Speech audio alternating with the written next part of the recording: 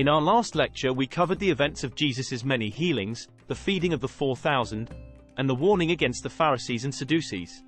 In this survey lecture we will continue with his third year of ministry by covering the chronological events of Jesus' telling of his death and resurrection, the cost of following him, his transfiguration on the mount, the healing of a possessed boy, and the miracle of the coin in the fish.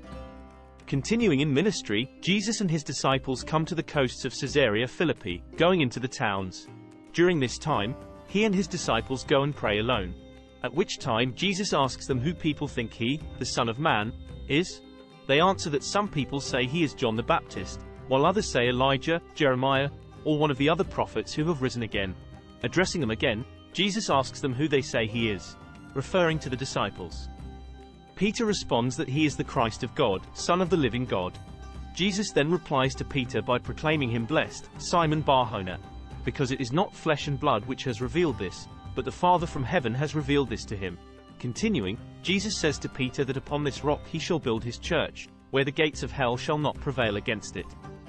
And he shall give the rock the keys of the kingdom of heaven, that what he binds on earth will be bound in heaven, and what is loosed on earth will be loosed in heaven. He then addresses his disciples and charges them not to tell anyone he is the Christ. We are then informed that from that time on Jesus begins to openly tell his disciples that he must go to Jerusalem and suffer many things from the leaders, chief priests, and scribes, being rejected by them as well as the elders. That he would be killed and raised on the third day. Peter then took Jesus and began to rebuke him, saying, "Far be it, that this should not happen." Turning to look at his disciples, Jesus rebukes Peter and tells him to get behind him, Satan, that he is an offense to him and does not savor the things of God, but rather the things of men. Calling the people and disciples to him, Jesus begins a discourse on the price of discipleship by stating if anyone would come after him, they must deny themselves, take up the cross daily and follow him. That whoever would save their life will lose it, and whoever loses their life for his sake in the Gospels, would find and save their life. He continues by asking, what does it profit a man if he were to gain the world and lose his soul, to lose himself and be cast away? And what will a man give in exchange for his soul? That the Son of Man will come in the glory of his Father, his own glory, and with the holy angels, and will reward every man according to their works. That whoever is ashamed of him and his words in this adulterous and sinful generation, the Son of Man will be ashamed of him when he arrives. And that there were some standing there that would not taste death until they see the Son of Man coming in his kingdom and power. According to the accounts of Mark and Luke, somewhere between 6 to 8 days after these events, Jesus takes Peter, James, and John high up onto a mountain to pray. While Jesus was praying, he is transfigured before them as his countenance was altered, his face shining like the sun, and his clothing becoming white and shining as light, glistening, and white as snow, as no fuller on earth could whiten them. Matthew, Mark, and Luke all inform us that Moses and Elijah then appear with Jesus in glory, speaking with him about his death which was to be accomplished in Jerusalem. The disciples with Jesus were sleepy, and when they awoke, they saw Jesus in glory with Moses and Elijah, the latter two departing. Peter then begins to speak that it is good for he and the disciples to be there, and offers to make 3 tabernacles, one for each of them. But he did not know what he was saying on account of how afraid he was. A bright cloud then overshadows them, and they are in fear.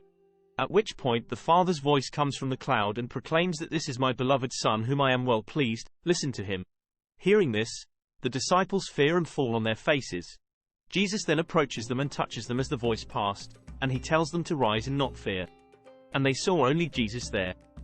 Coming down the mountain, he then instructs them not to tell anyone what they saw until after his resurrection from the dead. And they kept questioning each other what he meant by rising from the dead. However, they told no one of the events during those days as Jesus had instructed. The disciples then asked Jesus why the scribes say that Elijah must come first. Jesus replies that Elijah shall come first and restore all things. And in fact Elijah has already come. But they did not know him. Rather, they did to him whatever they wanted, as it is written of him, and that he would suffer in the same way. As it is written, the Son of Man will suffer many things and be rejected. The disciples then understood that Jesus spoke in regard to John the Baptist. The Gospel of Matthew continues by informing us that they came to a crowd of people, and as they gather a man comes and kneels before Jesus, asking for mercy on his son. He informs Jesus that his son is a lunatic and suffers greatly, often falling into fire and in water. And he had brought the man to his disciples, but they could not cure his son. Jesus then speaks, calling the generation perverse and faithless. How long will he be with them and suffer them? He then tells the man to bring the boy to him, and rebuking the devil from the boy, it departs, and the boy was cured. The disciples ask Jesus why they could not cast out that devil themselves, in which Jesus tells them it is because of their unbelief. That if they had faith even as a mustard seed, they could say to the mountain to move, and it would move, and that nothing would be impossible for them to do. However, he informs them that this type of devil only goes out by prayer and fasting. Departing from the area, they pass through Galilee and abide there, not wanting anyone to know. He continues to teach his disciples about his resurrection, telling them that the Son of Man will be betrayed into the hands of men and they will kill him, but that he would be resurrected on the third day. Being full of sorrow, they did not understand what he meant and were afraid to ask him.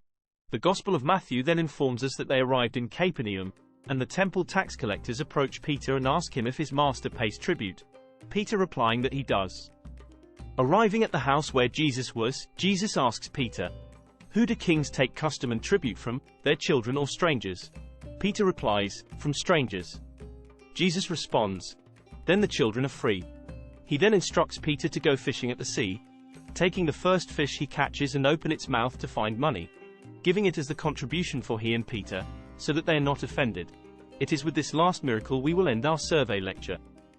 In review, we continue to observe the chronological events in the third year of Jesus' public ministry as he tells of his death and resurrection, teaches the costs of following him, is transfigured before his disciples, heals a possessed boy, and provides the temple tax for he and Peter.